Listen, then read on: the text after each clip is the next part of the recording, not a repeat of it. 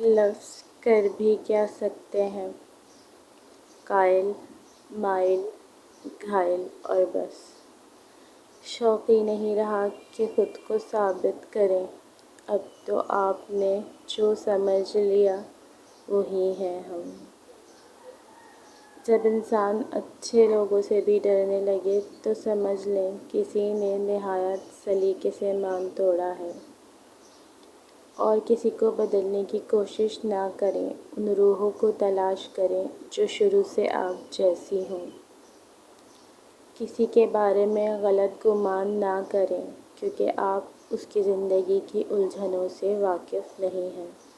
وہ کہتا ہے دل پھر سے لگاؤ، خسارے پہ خسارہ کس لیے جی۔ حقیقی حسن یہ ہے کہ تم اپنے ساتھ مخلص ہو جاؤ۔ جب لوگ غصے میں ہوں تو ان کی بات غور سے سنا کرو کیونکہ اصل حقیقت تب سامنے آتی ہے۔ الفاظ کی چوٹ جسم کی چوٹ سے زیادہ گہری ہوتی ہے۔